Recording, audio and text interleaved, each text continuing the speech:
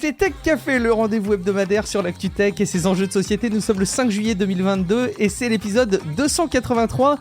Dans cet épisode, on a beaucoup de sujets qui tournent autour de la conjoncture économique et du Bitcoin qui ne se porte, vous le savez, probablement pas très bien. Des sujets sociétaux, des sujets autour de l'intelligence artificielle et même de jeux vidéo. Je suis Guillaume Vendée, podcasteur technophile enthousiaste, et pour parler de tous ces sujets, on retrouve celui qui est à l'actu tech, ce que Chase est à la patte patrouille, auteur du livre Machine de jeu, c'est Guillaume Poggiaspala. Salut Guillaume, comment vas-tu ? Mais oui, je ne peux pas juger de la pertinence de cette comparaison du tout. Alors je vais te décrire qui est Chase dans la patte patrouille.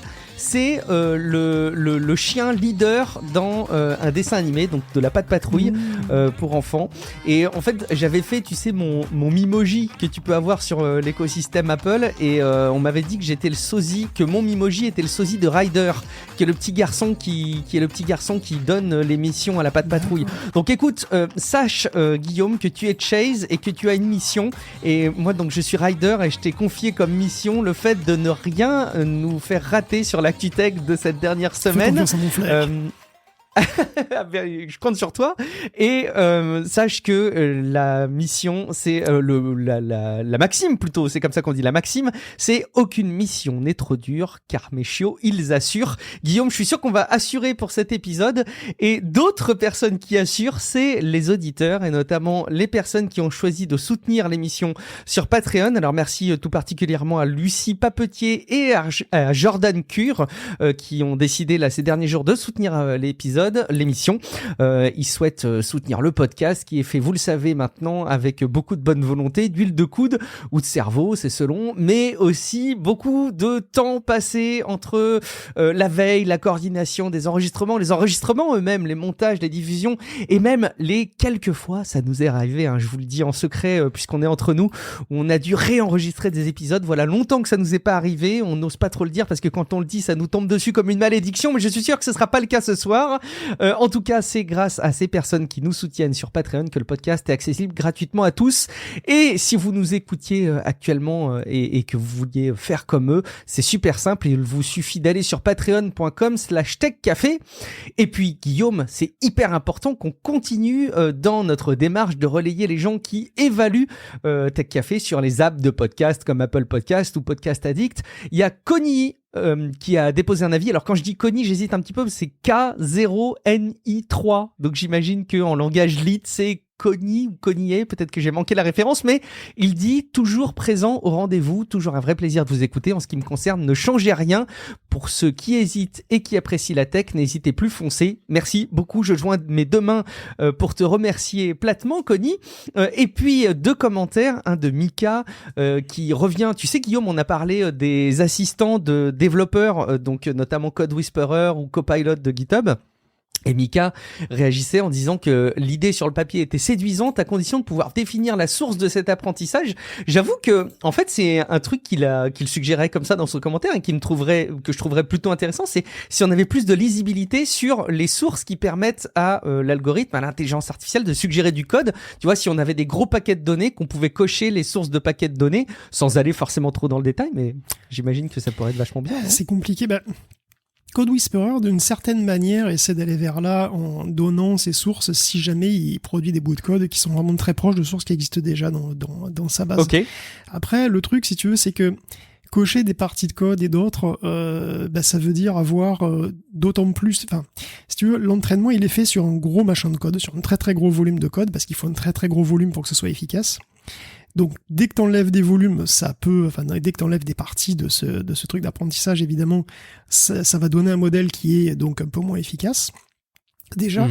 Et puis surtout, ça voudrait dire que tu peux refaire l'entraînement à la volée, ou alors qu'il y a autant de modèles de combinaisons, si tu veux. Tu vois, si je veux passer au truc de code, il faut que ce soit précalculé. Parce que tu peux pas faire l'entraînement en temps réel. Tu vois, l'entraînement, il est fait sur des datasets. Il y a une digestion à faire. Cette digestion, elle est très très longue. Et donc, tu peux pas la faire en temps réel. Donc, c'est-à-dire qu'il faudrait prévoir, en fait, différents modèles. Plusieurs digestions. Et voilà, plusieurs digestions précalculées. Donc, forcément, c'est encore plus compliqué. C'est l'avenir. Là, on est en train de dessiner les évolutions qui pourront avoir lieu. Donc, en tout cas, si vous vouliez mieux comprendre de quoi on parle quand on parle de ces assistants, bon, c'est grosso modo ce que vous avez comme suggestion de mots dans vos claviers aujourd'hui sur votre smartphone. Hein, les mots suivants, évidemment, beaucoup plus avancés. On en a parlé, et ça, c'est pour les développeurs donc qui créent des programmes. Donc, si vous voulez mieux comprendre de quoi il s'agit, on en a largement parlé dans l'épisode précédent 282 de la semaine dernière. Et puis, il y a un autre commentaire de Tulkas qui dit je trouve ça assez incroyable de réussir à dégoûter tout un bassin de travailleurs de venir travailler chez soi. Il fait référence bien entendu aux employés Amazon, et là aussi dans l'épisode de la semaine dernière on disait qu'ils avaient désormais un peu de mal à recruter puisqu'ils avaient un petit peu épuisé le bassin des gens qui étaient capables de travailler pour ce qu'ils voulaient. Bon, dans les grandes lignes hein, évidemment, mais c'est une tendance qui est assez forte, et il dit je suis pas sûr de tout remplacer par des machines soit la bonne solution. S'ils arrivent pas à embaucher des personnes sans compétences particulières, pas sûr qu'ils arrivent à embaucher des personnes avec cette fois des compétences suffisantes pour maintenir le parc de robots. Moi, j'ai tendance à penser qu'Amazon considère, comme beaucoup d'entreprises, beaucoup mieux les emplois qui leur font économiser des emplois, et là, ils vont savoir les chouchouter plutôt que les emplois finaux qui peuvent être remplacés par des machines. Mais évidemment, peut-être que ça changera à très très long terme. On verra. En tout cas, si comme Mika ou Toolcast, vous voulez réagir aux épisodes de Tech Café, vous pouvez aller sur techcafé.fr et commenter l'épisode qui est publié sous la forme d'un article, et vous pouvez aller aussi sur le serveur Discord dont le lien figure dans les notes de l'épisode. On sera ravis de vous y retrouver. Guillaume, on attaque sans autre forme de procès les news de cette semaine avec, c'est fou à dire, hein, mais les semaines se ressemblent un petit peu sur des tendances assez fortes d'un point de vue économique. C'est pas forcément réjouissant pour le monde de la tech et pour l'avenir en général sur le plan économique, j'ai l'impression. Non, c'est vrai que c'est pour tout le monde, hein, c'est pas forcément super réjouissant, c'est pas la meilleure période. Et pour les cryptos en particulier, ouais, c'est vrai que ça continue, hein. Ça fait plus d'une semaine que le Bitcoin est au-dessous de 20 000 euros, même au-dessous de 19 000 hier, en tout cas à 18 612 quand j'ai regardé. Alors l'Ether se traîne autour des 1000 balles aussi. Le Solana est autour des 30 balles. Et pour un peu tout le monde, voilà, on est repassé des niveaux qu'on avait en 2021, voire en 2020 dans le cas du Bitcoin. Des pertes de valeur qui sont quand même assez monstrueuses, hein, puisque si on le compare à leur plus haut, c'est 60 000 balles pour le Bitcoin et c'est près de 230 pour le Solana. Donc c'est vrai que c'est quand même assez fort, quoi. Donc le krach des cryptos continue, il est pas prêt de s'arranger tant les poids lourds du secteur se cassent la gueule comme des dominos un petit peu depuis un mois. Donc on se souvient d'Encore, qui était le site c'est un site de placement en Luna/Terra. Donc ce fameux couple de crypto-monnaies qui s'est effondré en mai dernier en entraînant l'UST, hein, qui vaut désormais littéralement plus rien du tout. Et puis Celsius, une plateforme de pré-crypto qui utilisait pas mal encore Ethera et qui gèle les retraits. Et puis aujourd'hui, il y a Three Arrows Capital, qui est un hedge fund, donc voilà. 3 flèches. 3 flèches, exactement, les 3 flèches. Donc c'est un hedge fund en crypto, tout simplement, qui pesait quand même 10 milliards de dollars, qui gérait 10 milliards d'actifs, quoi, et qui part en faillite. Alors lui aussi faisait partie des principaux investisseurs de la fondation Terra Luna, hein. Il en aurait acheté pour 560 millions de dollars. Et aujourd'hui, ça vaut 14 cacahuètes et demi, à peu près, ce truc, hein, donc voilà. C'est pas beaucoup. Alors bien sûr, hein, ceux qui ont accordé des prêts à Three Arrows Capital, ils vont devoir avaler ça, hein, comme au Voyager Digital par exemple, qui est une bourse crypto, qui suspend ses retraits elle aussi. D'ailleurs, elle a même contracté un prêt elle-même auprès d'Alameda Research.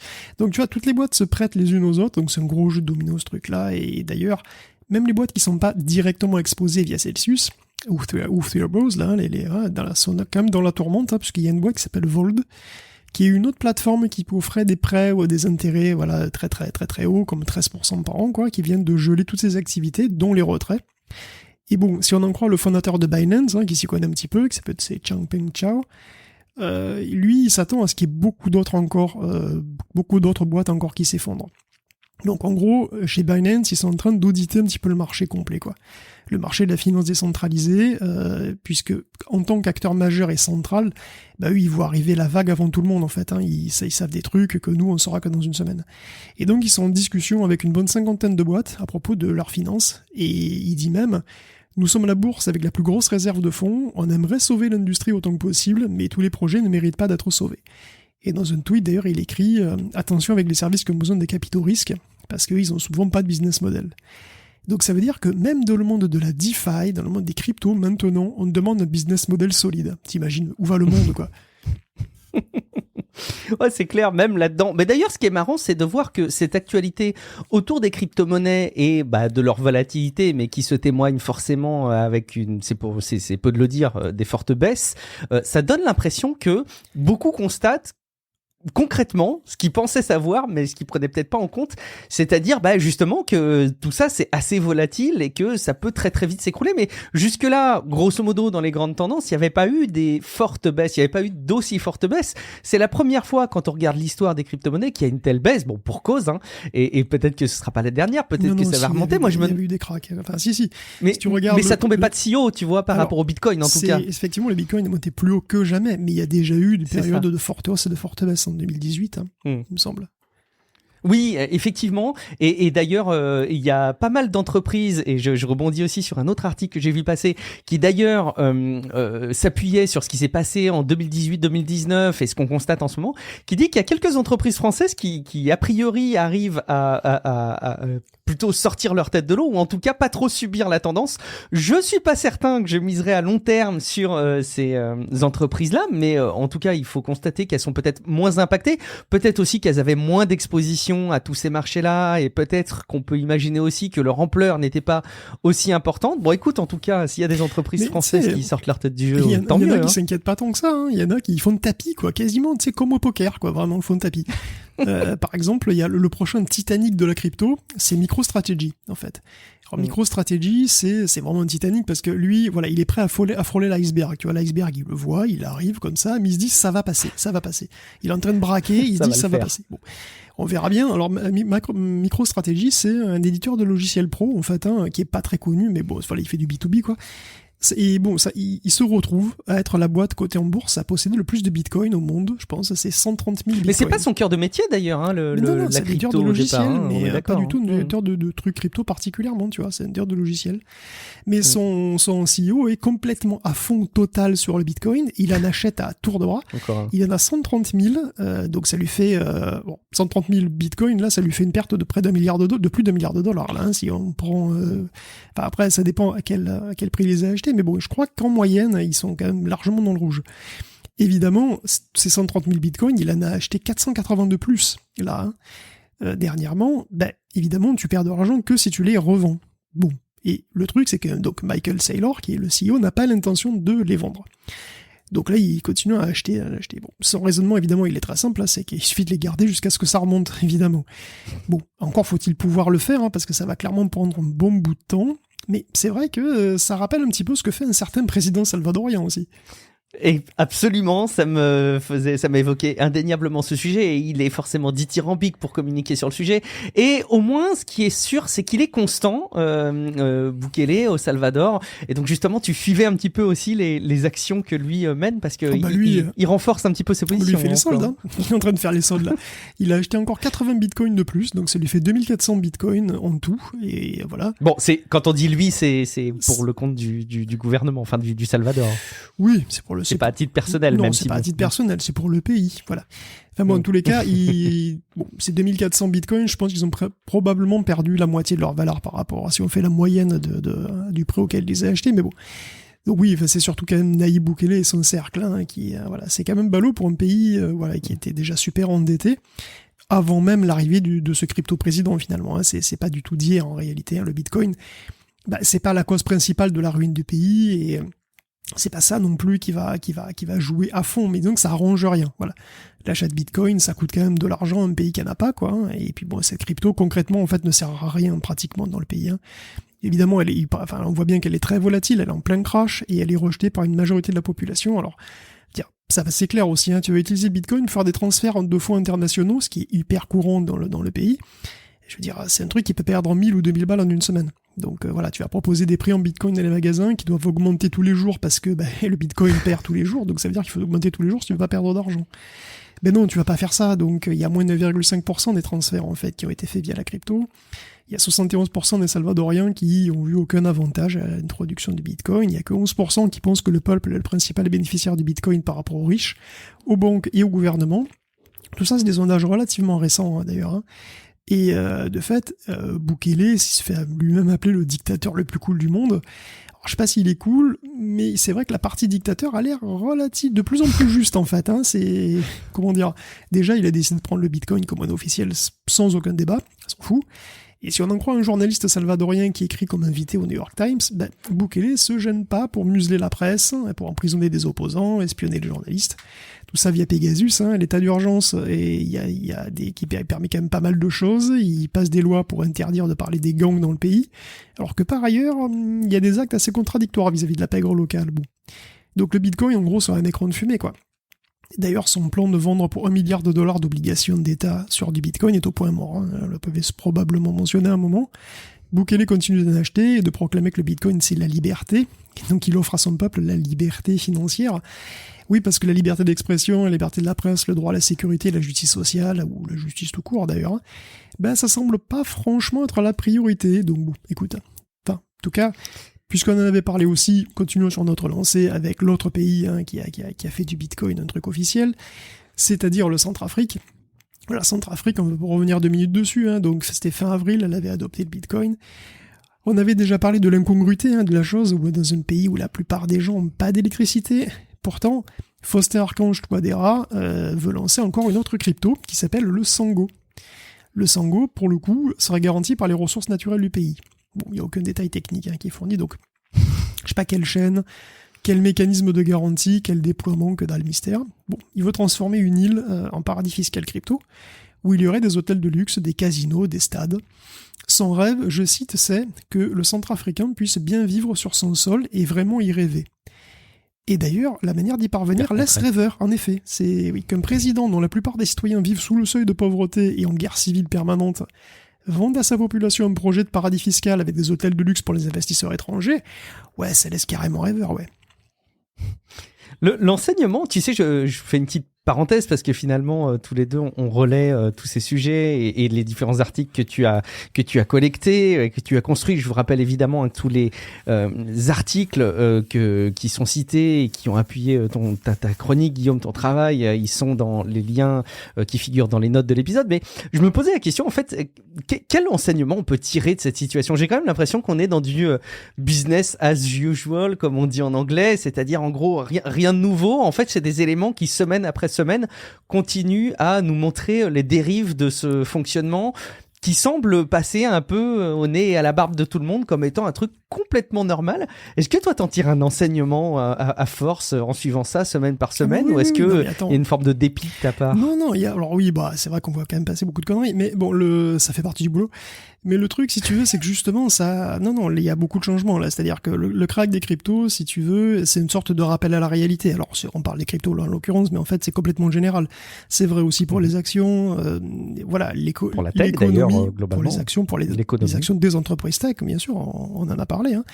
Et tout ça, si tu veux, c'est une sorte de retour à la réalité après, voilà, des années un petit peu exceptionnelles où l'argent était facile, disons, assez disponible, quoi. Et là, c'est pas pareil. Voilà, on est dans une ère de pénurie, on est dans une ère de guerre avec une économie qui pourrait devenir une économie de guerre, en fait, relativement vite, hein, puisque voilà, les priorités budgétaires bougent.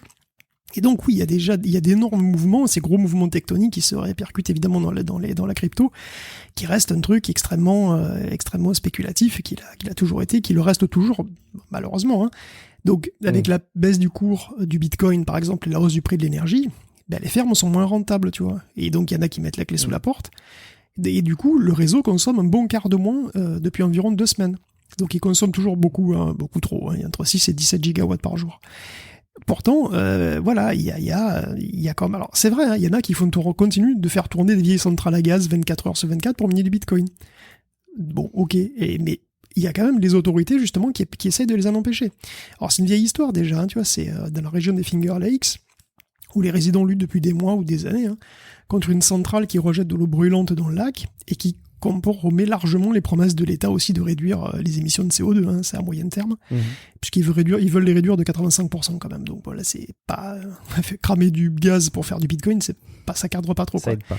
Donc, la centrale de Greenwich, elle vient de se faire refuser le renouvellement de son permis de cramer du gaz. Alors, la centrale se défend avec l'argument massu et totalement fallacieux d'être neutre, évidemment, neutre carbone par le rachat de crédits carbone. On a déjà parlé de l'efficacité constatée jusqu'à maintenant des crédits carbone, hein, c'est trop faible. Et surtout, ça ne doit pas être utilisé comme une taxe qui donne le droit de polluer, quoi. C'est complètement absurde. Mais bon. Mais du coup, voilà, l'État de New York continue sur sa lancée en faisant ça, hein, puisque le mois dernier, il décidait de stopper pendant 2 ans la remise de permis pour les centrales à énergie fossile qui veulent miner du Bitcoin.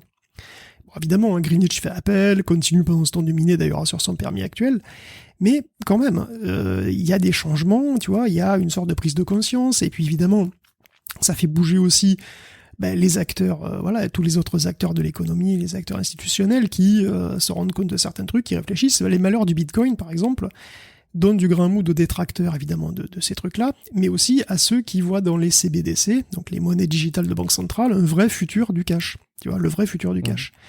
D'ailleurs, le dernier à l'affirmer, c'est la banque centrale indienne qui qualifie les cryptos de véritables dangers, parce qu'elles n'ont aucune valeur intrinsèque. Elles seraient que de la spéculation pure déguisée. Un argument qui se défend d'ailleurs. D'ailleurs, tu disais juste avant que tout ça est très volatile et très spéculatif. Mais en fait, finalement c'est assez logique. Malheureusement, c'est toujours très logique parce que quand on dit, tu vois, en gros, quand quelqu'un dit les cryptos n'ont aucune valeur intrinsèque, immédiatement, on voit venir les contre-arguments classiques qui sont ouais, mais toutes les monnaies sont comme ça. Toutes les monnaies ont de la valeur parce que tout le monde se met d'accord. La monnaie, c'est une hallucination collective. Tu vois le genre. Bon. Pourtant, cet argument, perso, ça me semble quand même confondre 2 choses qui sont complètement différentes. À savoir la monnaie et sa représentation. Je veux dire, bien sûr qu'un billet, c'est du papier. Et qu'il a de valeur que si mon vis-à-vis est d'accord avec moi. Sauf que le billet représente symboliquement quelque chose. Il représente l'activité économique d'un pays entier. Si le dollar a de la valeur à travers le monde, c'est parce qu'il est garanti, en quelque sorte, par l'économie américaine. C'est quand même le pays d'Apple, de Boeing, de Walmart, de SpaceX et de Tom Cruise. Je veux dire, c'est le pays de Tom Cruise. Ça vaut forcément quelque chose. C'est pas déconner. Donc je veux dire qu'une monnaie, c'est pas juste du papier-monnaie. La papier-monnaie, c'est la représentation de quelque chose qui elle-même représente la puissance d'un pays entier, de quelque chose qui économiquement produit de la valeur. Voilà, des appartements, ils produisent des loyers. De la terre, elle peut produire de la nourriture, puis des loyers aussi. Le lithium, le pétrole, ils sont super demandés par l'industrie parce qu'ils sont utilisés pour produire des choses ou des services. Alors une crypto, c'est quoi ? Par définition, c'est un jeton abstrait et fongible. Une crypto-monnaie, c'est ça, c'est un jeton abstrait et fongible.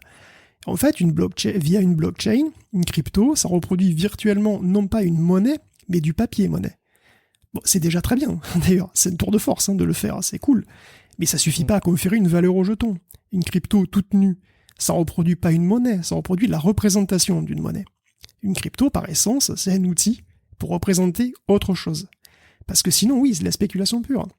C'est bien là le problème. Quelle valeur, quelle production le Dogecoin représente-t-il ? Dans quel secteur économique tu échanges du Doge ? Ou du Litecoin, ou du Shiba, ou du Chia d'ailleurs ? Aucun. Et le Bitcoin, pas beaucoup plus. Je veux dire, ils appellent ça l'or numérique. Mais c'est pas vrai. L'or a un marché, un vrai marché. Il a des secteurs économiques derrière. Il a la bijouterie, il est très utilisé dans l'industrie. Le Bitcoin, non. Alors, je connais pas toutes les monnaies, bien sûr, je vais pas dire ça, mais bon, sur les milliers de cryptos qui existent encore, toujours, il me semble bien encore qu'aujourd'hui, pratiquement toutes sont encore hors sol. Donc, elles ne représentent rien de réel, en fait, tu vois. Ce sont des représentations qui ne représentent rien, hormis elles-mêmes. Du coup, forcément, c'est volatile. Et donc, bien sûr, dans ce contexte de grosse... Alors, évidemment, c'est très très volatile. Évidemment, ça ne peut que fluctuer énormément, quoi. Quelque part, j'arrive à me demander si l'enjeu, il n'est pas aussi autour du potentiel. Enfin, si, je sais bien que d'ailleurs, c'est aussi beaucoup de l'ordre du pari d'un usage futur possible, mais ce qui, du coup, par définition, en fait justement de la spéculation. C'est parce que le truc, c'est que la seule raison pour laquelle aujourd'hui on achète des cryptos, enfin, en tout cas, la principale raison jusqu'à aujourd'hui pour laquelle on achète des cryptos, c'est parce qu'on pensait que ça allait monter, et puis c'est tout. Tu vois, mais vraiment, il faut que les cryptos, c'est un outil, c'est une représentation, c'est un jeton, c'est une représentation abstraite, et il faut que ça représente quelque chose. Tant que ça ne représentera pas quelque chose, ce sera soumis à des variations complètement absurdes. Et quelque chose me dit que c'est pas demain la veille, mais on peut être surpris. Peut-être qu'il y a des choses qu'on n'a pas vues arriver. En tout cas, il y a un truc assez rigolo, j'avoue, que t'as sorti aussi, c'est la sortie d'Intel qui nous annonce justement des produits qui sont peut-être pas avec le meilleur timing, on va dire. C'est dans ce contexte d'énormes crises qu'Intel, qui a donc un sens du timing inimitable, sort ses propres puces pour miner du Bitcoin. Voilà, des puces qui ont littéralement perdu 60% de leur intérêt depuis leur annonce, hein, puisqu'ils ont été annoncés l'an dernier, il y a bien 1 an et demi peut-être. Donc bon, mais qu'est-ce que tu veux? On n'a pas tous les jours de la chance. Qui en profite, Guillaume? Est-ce qu'on peut faire un petit point sur ceux qui s'en sortent peut-être même un peu mieux que d'autres sur ces situations, Guillaume? Ouais, toujours dans le domaine Bitcoin, crypto, mais plus léger, il y a des larges variations de prix du Bitcoin qui ont des effets inattendus pour son usage par les malfaiteurs. Alors, il y a toujours des arnaques, vous inquiétez pas. Dernièrement, il y a le site et le compte YouTube de l'armée britannique qui ont été piratés pour promouvoir des NFT. Bon, des NFT qui n'existent pas d'ailleurs, très, très vraisemblablement, mais bon.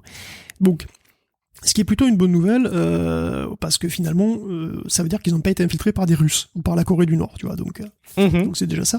Ça aurait pu être pire. Dans tous les cas, la Corée, puisqu'on parle de la Corée du Nord, elle-même est une grande utilisatrice de crypto. La faute aux sanctions internationales qui isolent le pays depuis des années, hein, évidemment. Donc ils ont entendu parler des cryptos depuis, évidemment, et c'est une affaire qui roule avec des centaines de millions de dollars par an, qui sont lessivés consciencieusement et revendus pour financer les divers hobbies de Kim Jong.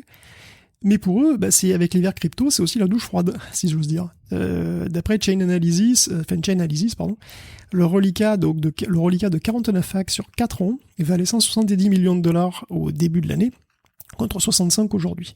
Donc voilà, il faut pas laisser traîner la lessive, tu vois. Après, ça te retombe dessus. Et pourtant, j'ai vu passer au passage total, ce... Oui. Vas-y, excuse-moi, je te laisse terminer, vas-y. Oui, parce que c'est quand même marrant. À l'inverse total, on a une belle histoire. C'est de l'université de Maastricht. Elle s'est pris un ransomware en 2019, et voilà, elle a payé 40 000 € en Bitcoin à l'époque pour récupérer ses données. En 2020, le compte des cybercriminels a été saisi, et aujourd'hui, l'université a récupéré ses Bitcoins, sauf que malgré la baisse, elles ont quand même énormément augmenté depuis 2019, et donc la fac a fait 460 000 € de plus-value. Voilà. Bon, dommage qu'il n'ait pas récupéré il y a 6 mois, mais bon, ça reste quand même un placement imbattable. C'est fou de savoir que la rançon a été un placement, quelque part, c'est la meilleure assurance vie qu'on ait jamais vue. Au passage, au travers d'ailleurs des articles sur la Corée du Nord, je découvrais, j'avais pas du tout en tête Virgil Griffiths, là, qui avait en 2019... était en Corée du Nord pour expliquer concrètement comment utiliser les crypto-monnaies pour combattre quelque part les sanctions internationales. Je sais pas ce que cette personne avait derrière la tête pour assumer comme ça faire ce truc, mais bon. Il vient de tôle maintenant. Il est bien en tôle, effectivement. Très bien. Un petit mot aussi sur le traçage des cryptos, parce que peut-être qu'on le sait jamais assez. D'une part, il y a la possibilité d'avoir l'accès quelque part public au fonctionnement de Bitcoin, ce qu'en fait pas d'ailleurs le meilleur élément d'un point de vue transaction sur le plan privatif. Et il y a Coinbase qui bosse sur une manière de rendre ça lisible avec quelque part le traçage géographique des données issues de la blockchain, Guillaume. Oui, pas que géographique, c'est les cryptos, ça traîne toujours une image de bad boy, quoi, de monnaie anonyme et opaque, tu vois, super pour le secret ou le crime. Ouais, c'est ça, confidentiel. Ouais. Et pourtant, finalement, la plupart sont assez mauvaises pour ce job. Alors, faut pas oublier qu'une blockchain, effectivement, c'est un registre public, donc en plus, c'est un registre d'où il est impossible d'effacer quoi que ce soit. Donc, si techniquement une crypto c'est décentralisé, en plus, en pratique, c'est beaucoup moins le cas. Parce qu'il y a quand même des acteurs majeurs qui concentrent énormément d'échanges sur les blockchains et qui ont finalement des moyens de savoir énormément de choses. Et Coinbase, ça en est une, c'est même la plus grosse des bourses crypto aux États-Unis.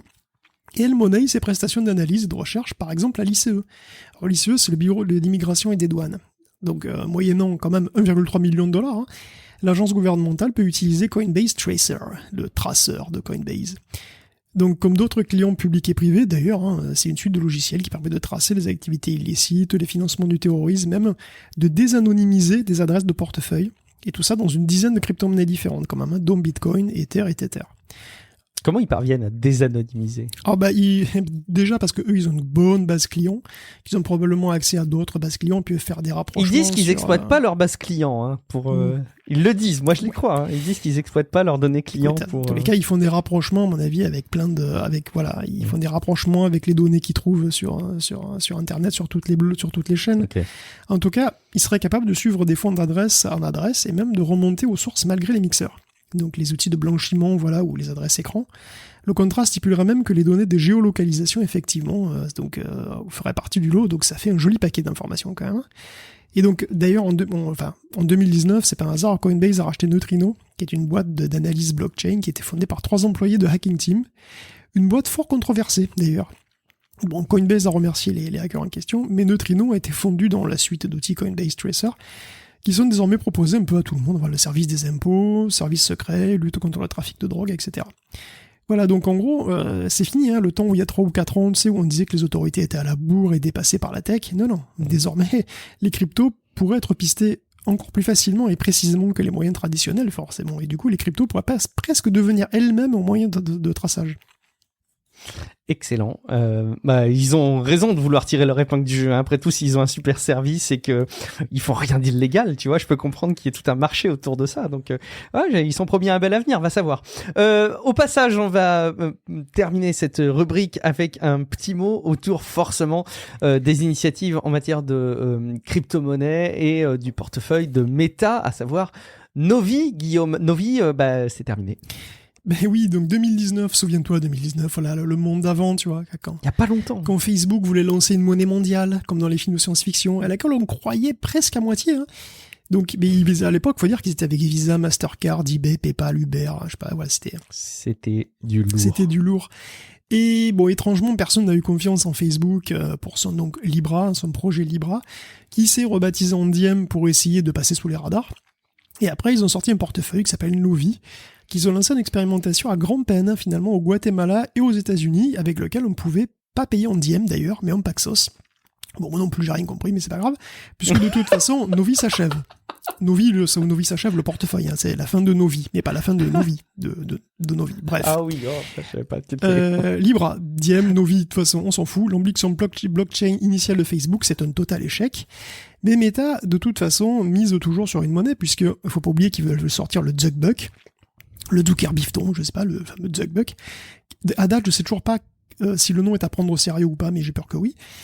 Bien sûr, Meta expérimente les NFT un petit peu partout, parce que 2022. Et bien entendu, vous inquiétez pas, tout ce qui peut se payer sur le métaverse pourrait l'être via MetaPay à un moment ou à un autre. C'est bon, on a fini de parler de crypto-monnaie. On vous laisse tranquille pour cet épisode, mais je suis sûr qu'il y aura encore plein de choses à se dire dans les épisodes à venir parce que l'actualité est trop riche sur ce sujet. En revanche, on va donc changer de rubrique et continuer à parler de Meta.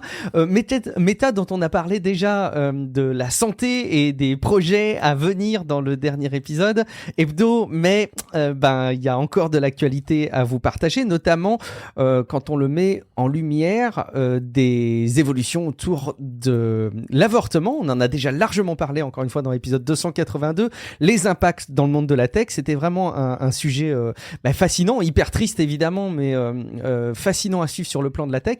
Et justement, Guillaume, tu t'es un petit peu penché sur les impacts pour Facebook en matière de modération des contenus qui parlent justement de l'avortement et des médicaments qui permettent l'avortement. Écoute, ouais, ça complique tout. De toute façon, dans un mémo interne, Meta se révèle inquiet pour l'avenir. C'est pas surprenant, hein.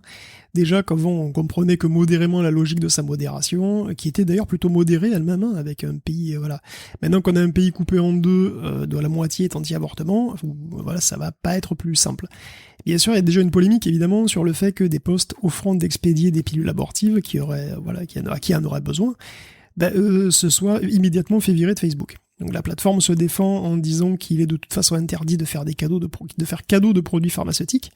Pourtant, des messages discutant juste des moyens de s'en procurer sont fait exclure pareil. Et pire, Associated Press a constaté qu'un message qui disait « Alors, si tu me donnes ton adresse, je t'envoie la pilule abortive hein, », se fait dégager dans la minute. Par contre, si tu écris « Je t'envoie un pistolet ou de l'herbe », là, ça reste. Alors que bon, c'est quand même autant interdit par la politique de Facebook, hein, quand même, je vous rassure. Bref, des incohérences qui exaspèrent, et voilà, c'est que tout le tout début d'une époque complexe pour toutes les plateformes hein, qui pourront pas se contenter d'une ligne minimaliste à la Elon Musk, tu sais, la loi, et puis c'est tout, quoi. Bon, on l'a dit la semaine dernière, ça va pas être suffisant, il va falloir prendre des décisions peut-être difficiles pour protéger les utilisateurs. Il y a un petit début de réponse hein, dans ce sens qui vient de Google, qui va spontanément oublier certaines données des géolocalisations sensibles. Donc des visites dans des centres de conseil, des cliniques pour avortement, des refuges contre les violences domestiques, des instituts pour maigrir, des cliniques de la fertilité, etc. Donc des trucs un petit peu sensibles comme ça, les données seront effacées des serveurs dès après votre visite. Enfin, vous y allez, et puis bon, dès qu'il a compris ce que c'était, il efface des serveurs. Et Google précise aussi d'ailleurs qu'il interdit aux développeurs tiers la revente de données perso sensibles, et qu'il s'opposera aussi à toute demande officielle qui ne sera pas dûment ciblée et justifiée. Mais bon. De toute façon, ils seront obligés de dévoiler. Ils sont quand même obligés de dévoiler les données au final s'il y a un mandat, quoi. Alors, c'est un pas dans la bonne direction. Est-ce que c'est suffisant? C'est compliqué, mais dans le Mississippi, le cas Fisher indique que probablement pas, en fait. Le cas Fisher, c'est une mère qui a été accusée de meurtre parce qu'elle a perdu un bébé au bout de 35 semaines. Et bon, ses recherches Google, donc voilà, elle a dû donner son téléphone, et dedans ils ont cherché ce qu'elle avait recherché sur Google, et il s'est révélé qu'elle s'était renseignée sur l'achat d'une pilule abortive, et ça a été utilisé à sa charge.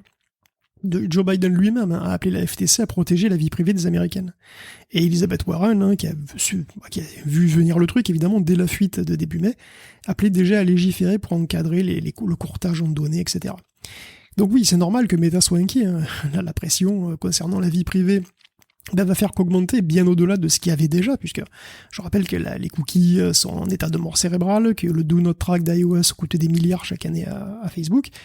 Donc voilà, et que bien entendu, il reste la compétition avec TikTok, voilà la récession qui arrive. Donc voilà, Chris Cox, donc qui est le Chief Product Officer, annonce la couleur aux employés. Il y aura moins d'embauches, il y aura plus d'investissement dans l'IA, dans Reality Labs, dans la messagerie, dans Reels et dans le Discovery Engine. Donc en gros, ils veulent que leur moteur de recommandation doit devenir aussi bon, c'est-à-dire addictif, que celui de TikTok. Et devinez d'ailleurs qu'est-ce qu'il faut pour ça.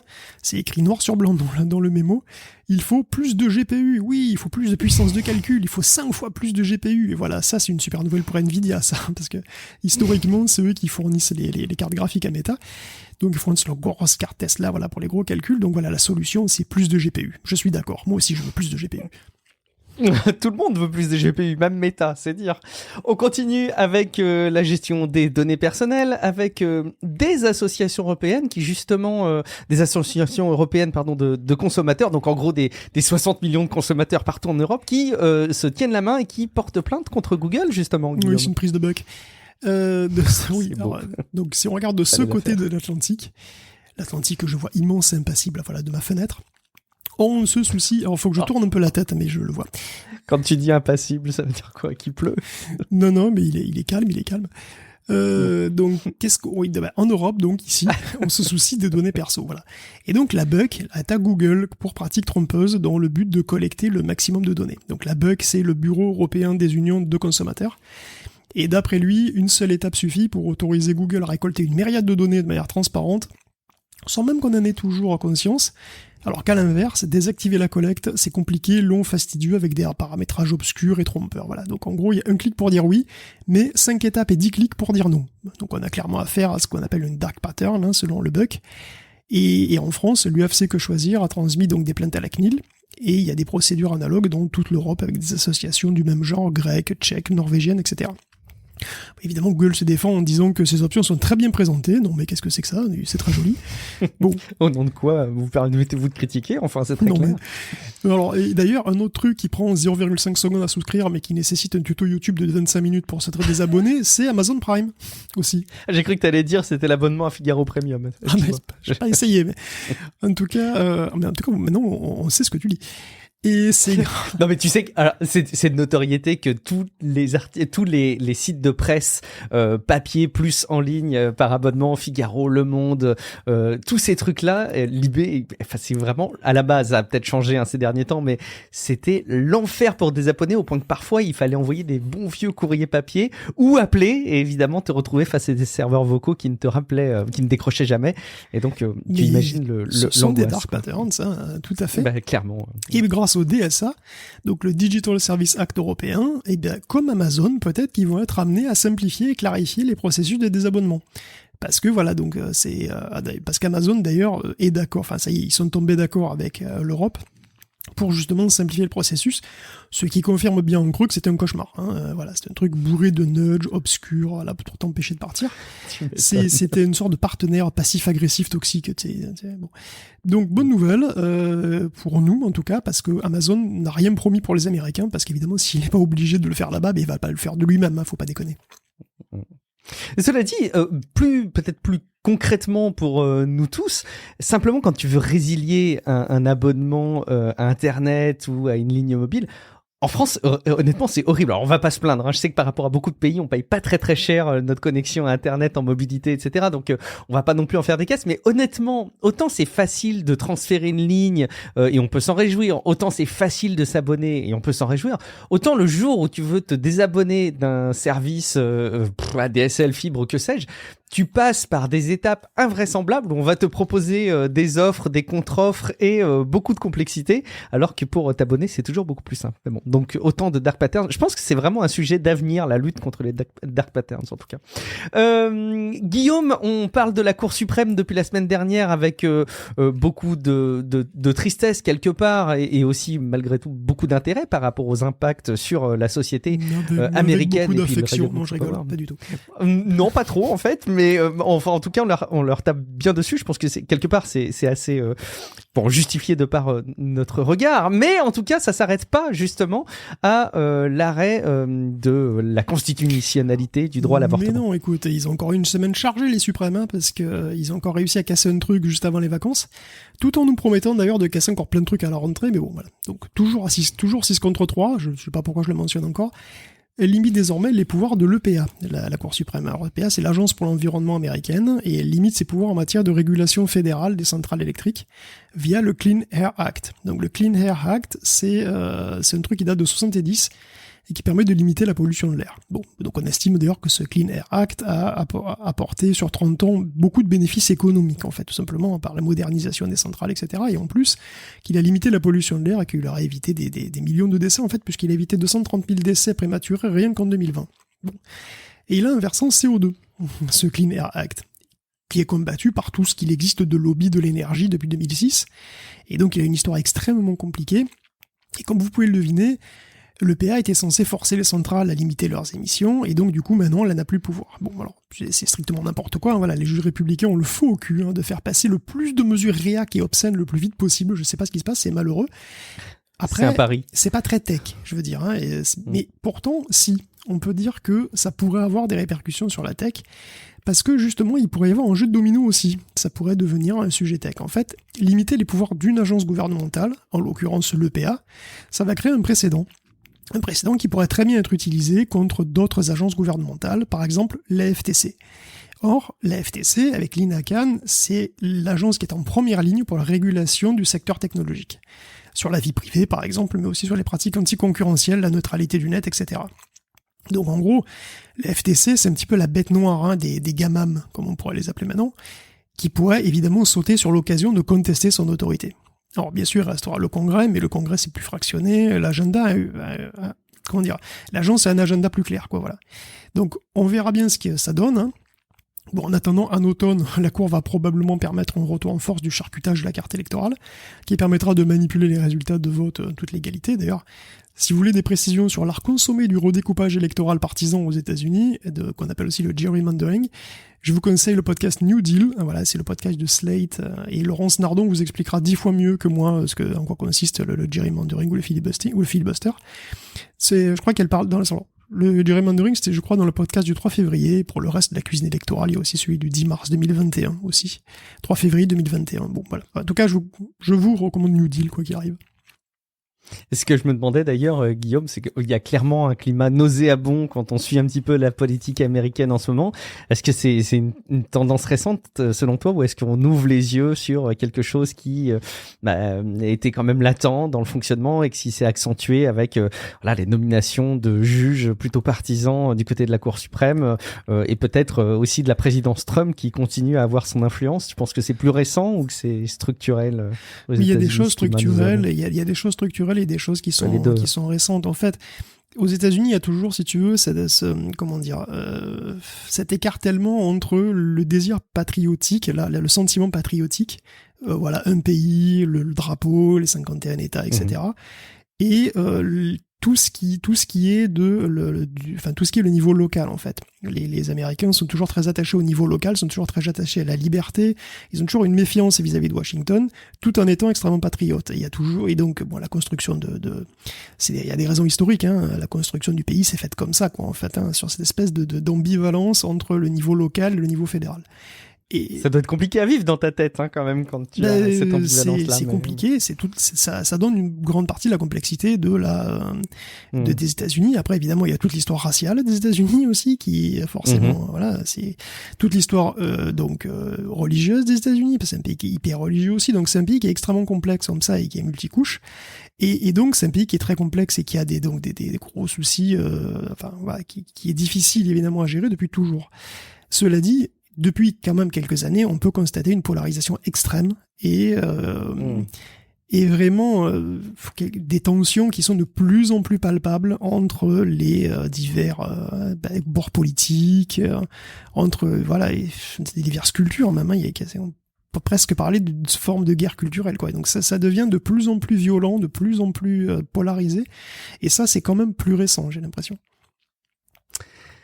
On va changer de rubrique et on va maintenant parler un petit peu d'algorithmes d'intelligence artificielle. Alors je parlais justement en intro au travers du commentaire de Toolcast, de Mika, de justement Code Whisperer et de GitHub Copilot. Justement, Guillaume, il y a des réactions assez négatives à propos de Copilot, justement. Ben oui, le FOSS est plus que sceptique à propos de GitHub. Oui, j'ai osé, pardon. Je sors, non, je peux rester. Merci. Non, c'est clairement validé et surtout allez consulter les autres références et jeux de mots cachés dans les notes de l'épisode. C'est une activité à part entière. On sait qu'il y a plusieurs amateurs de ce type de pratique et on vous reconnaît, on vous fait des clins d'œil et on vous aime. Bon, le FOSS évidemment c'est Free and Open Source Software et c'est la spécialité de la SFC, pas de la Super Famicom, hein, c'est la Software Freedom Conservancy, qui milite pour le droit à réparer, qui aide aussi dans la défense des licences GPL. Voilà, elle est orientée droit quand même, hein, et propriété intellectuelle. Et donc c'est pas étonnant que le copilote de GitHub les fait bugger, quoi. Hein. Ils avaient d'autres griefs contre GitHub déjà. Le contrat avec la police aux frontières en 2020 par exemple. Tu vois, le site lui-même d'ailleurs, GitHub n'est pas ouvert du tout. Enfin, son code n'est pas ouvert du tout. Évidemment, c'est Microsoft le proprio qui a pas toujours ça a pas toujours été un amoureux de l'open source. Mais avec Copilot, là, ça compile plus parce que voilà, ils le décrivent comme un trou noir à propriété intellectuelle que Microsoft revend en fait, puisque Copilot est désormais un service payant. Donc en fait, il y a une monétisation du code qui est fournie gratuitement par les contributeurs et c'est pour la SFC inacceptable. Et donc elle appelle à abandonner GitHub tout simplement pour des alternatives, même si les alternatives sont pas parfaites, quoi. En tout cas, voilà, est-ce qu'elle prépare peut-être d'ailleurs, non seulement les alternatives sont pas parfaites, mais on sait qu'il y en a qui préparent en secret ou pas des équivalents en fait à Copilot, hein, puisque Amazon par exemple prépare son Code Whisperer. Je suis persuadé que c'est pas la seule. En attendant, il y a un truc absolument génial que tu as identifié. Moi, j'ai eu un vrai coup de cœur quand j'ai vu ça passer dans ta veille, Guillaume. Et si on avait l'idée de faire une étude où on demandait à GPT-3 ce qu'il pense de lui-même, on lui donnerait quelques points comme ça de réflexion de départ et puis on le laisserait développer. Guillaume, c'est absolument génial ce truc. Eh ben oui, écoute, GPT-3 a coécrit un article scientifique sur lui-même, voilà. Alors il a coécrit parce que faut bien que quelqu'un lui demande de décrire un truc et elle lui dise quoi écrire, parce que sinon évidemment il fait pas tout seul. Et donc ça se présente d'une manière un peu particulière. D'abord il y a le texte écrit par GPT-3, et ensuite il y a un encadré, il y a le prompt, c'est-à-dire la portion de texte écrite par les auteurs pour guider le modèle. Il y a aussi quelques petits paramètres supplémentaires. Il mentionne aussi le nombre de textes produits, parmi lesquels ils ont pris les meilleurs exemplaires. Parfois c'est le premier justement. Et bon voilà, les encadrés contiennent aussi des commentaires des scientifiques qui leur permettent de prouver qu'ils n'ont pas strictement rien foutu. Bon, honnêtement, le papier n'a absolument rien d'intéressant vraiment dans le contenu lui-même, hein. GPT-3 se décrit lui-même, il argumente qu'il est assez super, qu'il est en train de faire ce qu'il est en train de faire, et que donc c'est un outil assez crédible pour écrire des articles scientifiques et que c'est génial. Bon. En gros, ça... L'idée est géniale, je trouve. Non, mais c'est ça. En fait, c'est une sorte d'équivalent d'un copilote, mais pour les auteurs. Et plus seulement voilà, pour les codeurs, voilà, c'est juste un truc qui t'aide à écrire. Donc ce qui pose aussi la question évidemment du droit d'auteur, hein. Est-ce qu'on pose la question pour Copilot, mais finalement ce serait pareil là, c'est GPT est-il un auteur comme comment l'humain, enfin si un humain s'en sert pour écrire, est-ce que c'est un auteur, à partir de quel pourcentage du volume total de mots est-ce qu'on peut dire que est-ce que c'est toujours l'auteur qui est l'auteur de ce qu'il écrit, tu vois. Bon, l'article est sans doute une première, voilà, ça s'apparente un peu plus à une performance acrobatique, je trouve, qu'à une véritable avancée scientifique, hein. Mais bon, le texte produit est très convaincant, il montre que les modèles peuvent parfaitement être utilisés pour écrire des plagiats partout, jusque dans les revues scientifiques, et sans trop se fouler. Donc c'est cool. C'est encore un exemple supplémentaire de la puissance fabuleuse des gros modèles de langage. Je sais pas si on en avait besoin, parce que bon, si tu regardes les employés de chez Replica, pour eux, c'était certainement pas nécessaire. Parce que nous, dans notre coin, on relaye comme une première quand un ingénieur de chez Google pense qu'une intelligence artificielle est devenue consciente. Ouais. Mais pour eux, en fait, ça arrive quotidiennement. Ça arrive tout le temps. C'est parce que Replica, il fait du chatbot, en fait. C'est son business model. Ils font du chatbot récréatif. Donc sur le web ou sur téléphone, tu peux discuter à longueur de journée avec un chatbot légèrement personnalisable en tout cas pour toi, que les ingénieurs et les écrivains aussi de la boîte travaillent en permanence à rendre le plus convaincant possible. Et parfois le résultat les surprend eux-mêmes d'ailleurs. Parfois évidemment ça part dans le décor, c'est normal. Cela dit, ils doivent faire le boulot plutôt bien parce que très régulièrement, ils sont contactés par des gens qui sont persuadés de discuter avec une vraie personne, qui sont persuadés que l'IA derrière le chat est vraiment consciente. Parfois même qu'elle est persécutée par les ingénieurs de la boîte. Ils y croient, comme certains croient au fantôme, tout simplement. Donc, Replica, ça a explosé en 2020, les confinements, tout ça, donc c'est devenu un gros marché, parce qu'il y a eu quand même beaucoup d'utilisateurs qui se faisaient chier, quoi. C'est qui discutaient avec des machines. Oui, à ce stade, il faut vouloir se faire chier. Et finalement, c'est vrai depuis le début, en fait. C'est pas étonnant du tout, si réflexion faite, parce que c'est comme ça depuis toujours, depuis Elisa, finalement. Elisa, c'est le premier chatbot. Donc, c'est un programme du MIT qui a été écrit par Joseph Weizenbaum et il a été créé en 64. Et donc, Joseph, il a écrit le truc et il était stupéfait de voir que sa secrétaire discutait avec Elisa pendant des heures. Alors, Elisa, pourtant, c'est proche du psychologue des Max, si vous avez déjà utilisé. Donc, elle passe la plupart de son temps à te retourner les questions. Et bon, petit à petit, on est allé plus loin. Certains d'entre vous se rappellent peut-être Alice de Richard Wallace. Bon, moi j'ai discuté avec Alice, avec des versions de ces trucs, on en trouve encore dans le domaine public d'ailleurs, des versions d'Alice. Le principe d'Alice, en fait, c'est hyper simple, c'est une sorte de petit langage, markup language, là où on a des règles syntaxiques qui transforment et qui simplifient les expressions jusqu'à ce qu'on ait des atomes qui sont en fait des sortes de mots-clés, qui déclenchent des réponses préprogrammées. Et donc en gros, s'il y a un nombre de règles et de réponses qui est assez grand, qui était écrit à la main à l'époque, tout était écrit à la main, ça donne le change pendant un petit moment. Et dès 1991, il y a eu le Loebner Prize. Le Loebner Prize, chaque année, est décerné donc au chatbot qui se faisait griller le moins vite dans le test de Turing, tout simplement. Donc, fondamentalement, ça marche plutôt bien, ça marche assez facilement bien, en fait, les chatbots, et ça, c'est à cause d'un biais cognitif. Parce que le cerveau, finalement, il est câblé pour inférer l'intention derrière les mots. Dès qu'on commence à dialoguer avec un truc, on lui construit immédiatement un modèle mental, basé sur notre propre modèle mental. Et puis, dans la vie de tous les jours, c'est utile, parce que normalement, quand ça parle, c'est intelligent. Parce qu'en gros, sur cette planète, il n'y a rien d'autre. Il n'y a rien d'autre qui peut nous faire la causette. Jusqu'à maintenant, il n'y avait rien d'autre qui pouvait nous faire la causette qu'un autre nous-mêmes, qu'un autre humain. Sauf que là, ça y est, il y a une chose non humaine qui peut nous faire la causette. Et donc, boum, automatiquement, on lui donne un modèle mental, on fait le raccourci habituel entre les mots et l'esprit. Mais on fait ça à tort, c'est tout. Et en fait, ce biais cognitif fonctionne dans les deux sens. Parce que, du coup, c'est un biais cognitif qui nous fait humaniser des machines, parce qu'elles parlent bien, mais c'est un biais cognitif qui nous fait aussi déshumaniser des humains. Il y a des études linguistiques qui montrent que quelqu'un qui parle moins bien, ou quelqu'un qui parle avec un accent qu'on comprend moins bien, est automatiquement considéré comme moins intelligent. Et ça marche aussi avec... Surtout un accent ch'ti. Avec tous les accents. Non, avec tous les accents. Oh là, non, je veux me faire ça avec personne. Et ça marche aussi avec ceux qui ont des patois, tu sais, ça marche les gens qui parlent en patois, qui parlent dans des dialectes et qui sont associés à des catégories sociales défavorisées, par exemple. Ça marche aussi avec les malentendants ou avec les bègues. Le fait de parler mal, de s'exprimer mal, est directement relié chez nous à un préjugé, qui est un préjugé d'être moins intelligent. Je me demande d'ailleurs si c'est pas aussi ce qui explique notre sarcasme et notre dépit à utiliser des assistants vocaux qui sont du coup très mauvais, hein, ça fait un petit moment qu'on relaie ça, mais quand tu as un assistant Google chez toi et que tu lui demandes des trucs, on t'a présenté le truc comme étant un assistant, donc en gros une source d'interaction vocale, et en fait très très souvent les réponses sont soit à côté de la plaque, soit ridicules, et je me demande s'il y a pas non plus une énorme déception, une forme de dissonance dans notre cerveau entre associer un dialogue et quelque chose qui est autant à côté de la plaque. Je me demande s'il n'y a pas les mêmes fondements d'ailleurs dans cette perception.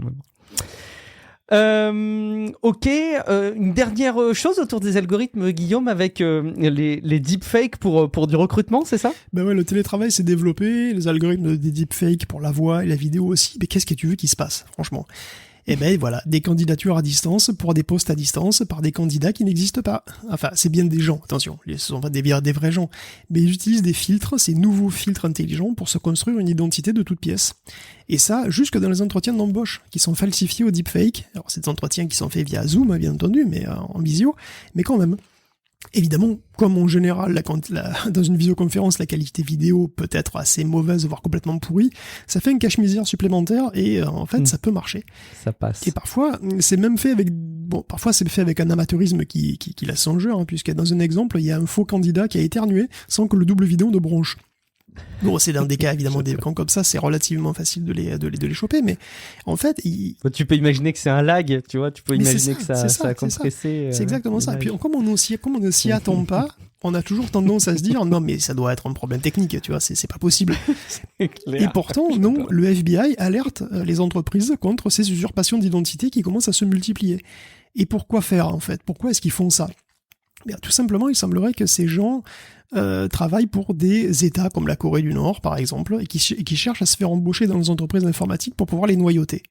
Donc, par exemple, ils cherchent des postes qui sont les postes les plus courus, en fait, c'est ceux qui ont soit accès à beaucoup d'informations, soit aux finances. Les postes dans des secteurs financiers. Donc, en gros, soit on cherche à espionner, soit on cherche à frauder la trésorerie.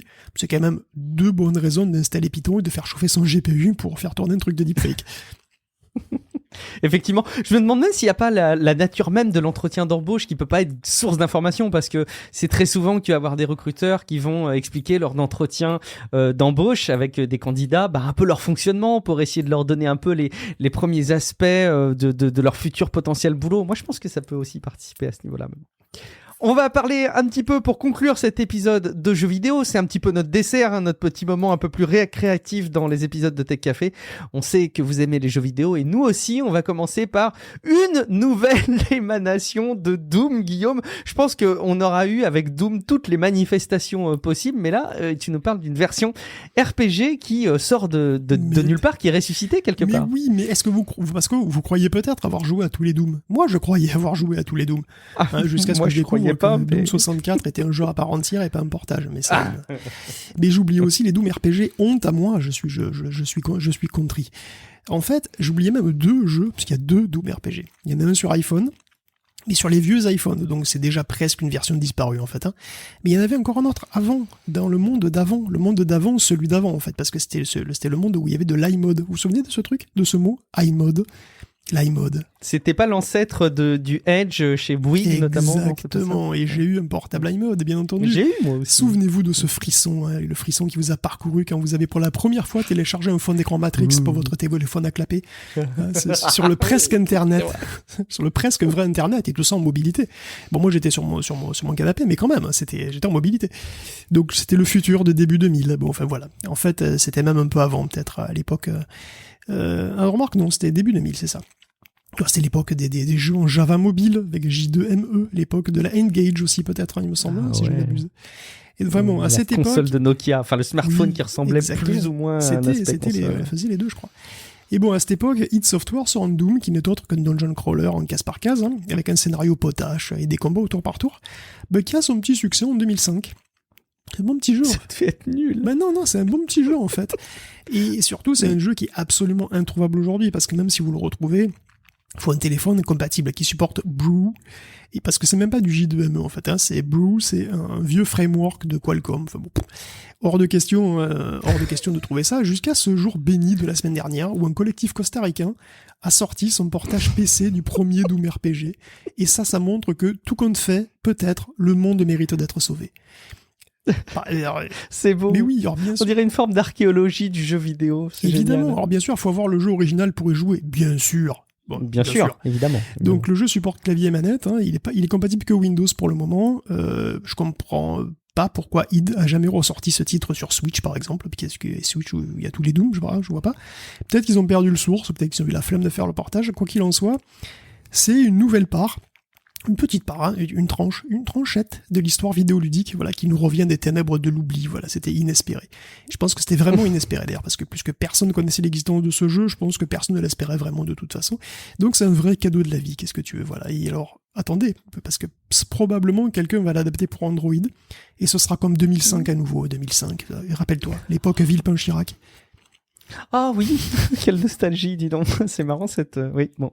Villepin, oui, ça me rappelle plein de souvenirs.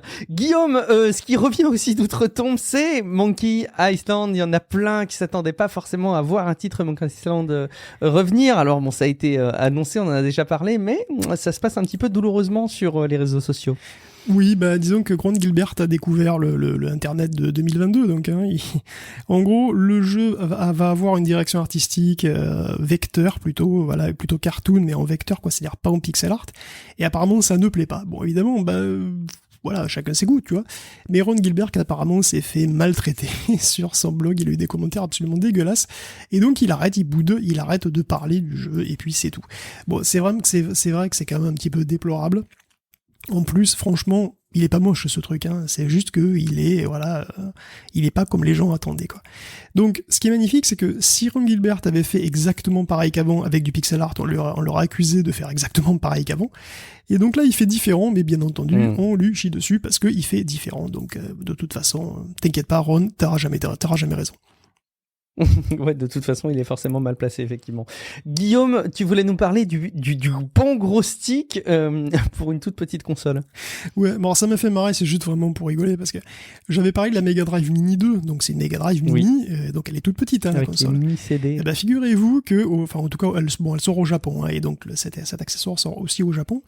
Ils vont sortir un OTAS pour la Mega Drive Mini 2, OTA, c'est-à-dire un truc gros comme un clavier d'ordinateur sans deux touches, avec d'un côté un joystick et d'un côté une manette des gaz. Je pense que c'est le plus gros écart entre la taille de la console et la taille de l'accessoire, très honnêtement, hein, de toute l'histoire. Et tout ça pour jouer à Afterburner et probablement Starblade. C'est peut-être un petit peu exagéré, mais il paraît que le truc sera aussi compatible PC. Je sais pas exactement combien ça va coûter, mais je sais pas s'il serait pas mieux de prendre un véritable OTAS. Je sais pas si ce sera vite en rupture de stock, j'en doute. En fait, j'ai l'impression qu'il y aura beaucoup de stock longtemps là-dessus. Mais peut-être que je me trompe, allez savoir. Guillaume, un peu de speedrun. Moi, c'est une pratique que je connaissais pas beaucoup, que j'ai appris à découvrir avec le temps. Cette pratique qui vise à terminer le plus vite possible les jeux vidéo, c'est ça? Oui, très rapidement, j'en ai déjà parlé à chaque année, je pense. Le Summer Game Done Quick est revenu. Il a déjà d'ailleurs levé 3 millions de dollars pour des œuvres caritatives. Hein. Il les a d'ailleurs donné en partie à Médecins Sans Frontières. Et donc voilà, c'est un truc, une grand-messe du speedrun qui se passe donc tous les ans, et vous avez donc des vidéos absolument exceptionnelles de jeux qui sont faits à des vitesses parce qu'on a beau dire exceptionnelles. Que c'est des speedruns, c'est quand même long. Hein. Ça peut être 49 minutes par exemple pour Tunic. Bon, Tunic c'est un jeu qui est tout mignon, tout choupi, mais qui est extrêmement difficile. Et lui le fait en 49 minutes. Donc voilà, ce qui est marrant, c'est qu'il y a donc des speedruns de jeux qui sont pas forcément des jeux rétro, bien sûr, hein, qui sont aussi des jeux modernes comme Halo Infinite. Et voilà, vous pouvez aller voir ça, c'est super sympa à voir, effectivement, toujours. Donc allez-y, le Summer Game Done Quick. C'est une pratique qui me fascine parce que ça doit demander. C'est pas toujours un problème. Mais non, c'est beau, mais ça doit demander des heures et des heures d'entraînement. Paradoxalement, pour terminer vite un jeu, ça doit demander énormément de temps à y jouer. Donc bravo, respect. Et surtout quand c'est pour des œuvres de charité, après tout, c'est plutôt cool. Merci beaucoup Guillaume pour la préparation de cet épisode. Et merci évidemment beaucoup à vous qui nous écoutez. J'espère que vous avez passé un bon moment et surtout que ça vous a informé. Du coup, j'ai presque envie de vous poser une question. Vous qui nous écoutez, combien est-ce que vous seriez prêt à mettre pour évaluer la qualité de cet épisode? Si jamais vous deviez vous dire combien est-ce que je serais prêt à donner pour acheter là cet épisode et avoir toute cette info et j'espère cette convivialité et ce bon esprit qu'on essaie de vous partager pendant une heure, à vous de répondre. Allez sur patreon.com/techcafé, vous aurez plusieurs niveaux de réponse. Vous pouvez suspendre à tout moment votre participation, on sera en tout cas ravis que vous l'envisagiez. Guillaume, il est grand temps que tu nous rappelles où est-ce qu'on peut te retrouver sur internet. Demain à 18h j'ai ma séance avec Elisa, donc on va discuter de mes parents. Très bien. Au passage, tout à l'heure tu parlais de Alice, moi ça me faisait penser à l'offre d'ADSL à l'époque, qui avait dû être achetée par Iliad. Bon bref, excuse-moi. Je voulais absolument le placer. Merci beaucoup Guillaume donc pour la préparation de cet épisode. Je suis Guillaume Vendée. Vous nous retrouvez sur techcafé.fr, sur le serveur Discord de TechCafé qui est dans les notes de l'épisode. Et puis probablement aussi dans quelques jours pour un épisode de TechCafé qui ne sera pas un épisode hebdomadaire, mais on vous diffuse aussi en fin de semaine des épisodes week-end où il y a pas l'info phare, vous voyez, c'est pas l'info hebdomadaire qui est incontournable. diffusé de manière hebdomadaire aussi. C'est vrai, t'as raison, il est hebdomadaire aussi, c'est complètement ridicule, il faudra qu'on trouve d'autres noms pour la rentrée, suggérez-nous des noms, mais l'épisode hebdomadaire, c'est juste pour vous dire, il faut absolument pas le manquer, et l'épisode week-end, il est hebdomadaire, mais il est pas diffusé dans la semaine, voilà, il est diffusé en fin de semaine. L'épisode hebdomadaire et week-end. l'épisode qui paraît toutes les semaines, en fin de semaine. C'est n'importe quoi. Tu viens de massacrer un hommage que j'avais commencé à installer. Mais tu as raison. Mais on va y réfléchir. Une nomenclature d'épisodes, ça peut se travailler. Merci beaucoup pour votre fidélité. On se dit rendez-vous dans tous les cas dans quelques jours pour un prochain épisode de Tech Café. Ciao à toutes et à tous. Ciao à tous.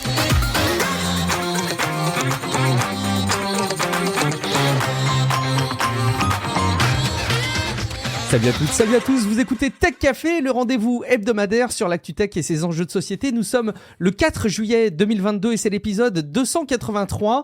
On va vous parler du grand crack. Hein. Qu'est-ce qu'il y a ? C'est le 5 juillet. Ce n'est plus la fête nationale. Je suis pas à jour. Vous écoutez Tech Café, le rendez-vous hebdomadaire sur l'actu tech et ses enjeux de société. Nous sommes le 4 juillet 2022 et c'est l'épisode 283. On a... Comment ? Putain, il insiste, hein. Alors... Vous écoutez Tech Café, le rendez-vous hebdomadaire sur l'actu tech et ses enjeux de société. Nous sommes le 5 juillet 2022 et c'est l'épisode 283.